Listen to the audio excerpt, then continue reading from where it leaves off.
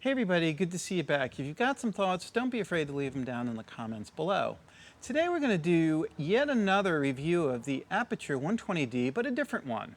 Not the one that you can find everywhere else, where it's basically read the spec sheet and a fancy unboxing video and they talk about how great it is.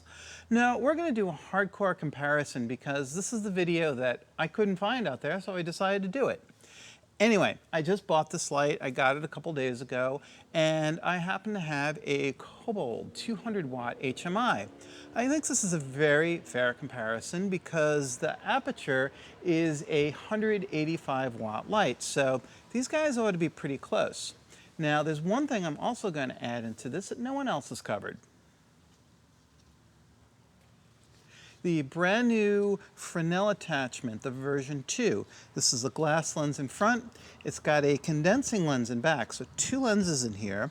It's made of reinforced polycarbonate. It's really nice. I'll get it on the light in a few seconds, but this makes a very significant difference in the amount of output coming forward out of the light. So I think that really Aputure should just bundle this with the light.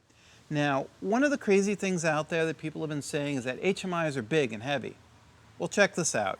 Here's a 200-watt HMI case, and the Aputure is sitting on top of it. And hey, look at that. They're about the same size.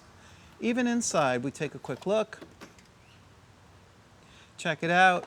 And even next to my 400-watt Joker, you know, the Joker case is a little bit bigger, but that's just the way they pack the case. Even still, nothing's like dramatically larger, bigger, heavier. It's all within a few pounds and a few inches of each other, one way or the other. The power supply.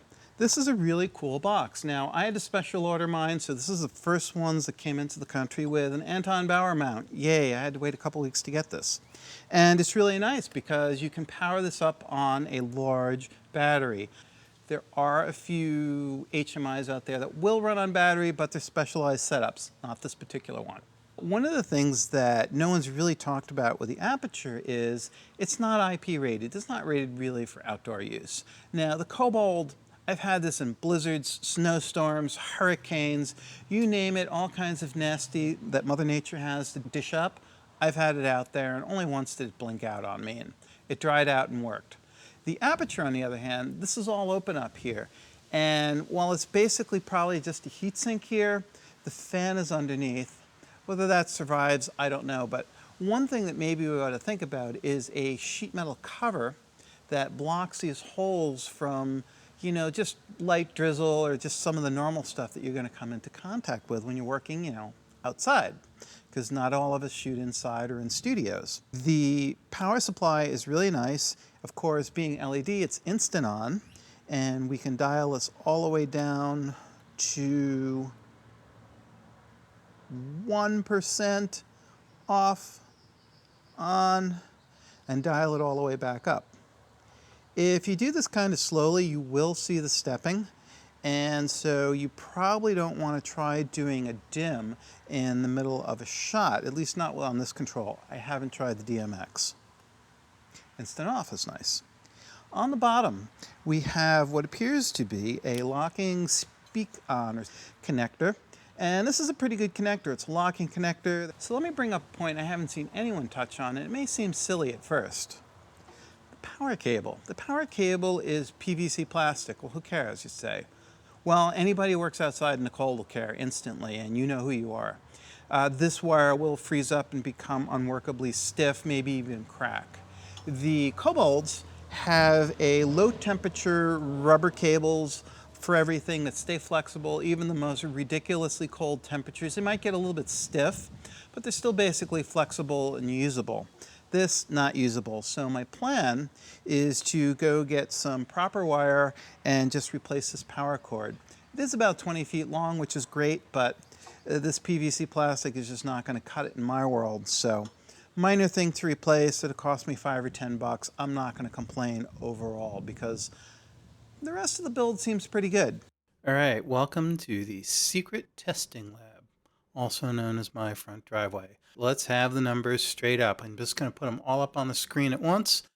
The first light I tested with the DeSisite, then the Aputure, the Cobalt, and my LTM 575. Anyway, enough of this. The numbers kind of speak for themselves. The aperture with the bare Bowens reflector is basically super wide, probably about 160 degrees of spread. Once you put that Fresnel attachment on, the beam gets a lot narrower, and it actually exceeded the Cobalt consistently by about 2 stops of light, which is really incredibly impressive for the fact that it is actually 15 watts less of light. One of the reasons that I included the DeSisite with the 150 watt VisionSmith bulb is I wanted to see where it would stack out. And surprisingly, on the flood versus the Bowens reflector, the aperture, they were pretty similar. And I kind of came away from this saying, a lot of this has to do with reflector design or the lack of one, the Fresnel. There's a lot of things going on in these lights that doesn't necessarily meet the eye until you pull a light meter out, get them side by side, and then consistently measure each light. I did set up the C-stands so that I metered in exactly the same spot every time. The LTM, when it was spotted, was literally kind of like a laser beam and how tight it was spotted. So I did have to work that beam a little bit in order to get into the center of the beam at full spot. So those readings took a little bit of doing, but the rest of the other readings were pretty consistent as far as having the light aimed and shooting down the C-stands.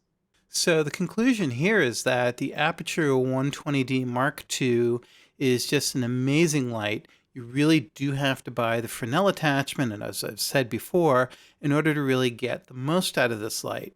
You can easily light someone from 10 feet away and get a fill coming pretty close to the level of sunlight. So no problem doing simple ENG stand-up stuff. Really looks to be a pretty incredible light, especially when you consider the price of it. It's not weatherproof, but you can't have everything, not at that price point. So it looks like this light is staying in my collection. Don't be afraid to let me know what you think. Leave some comments down below. See you guys soon.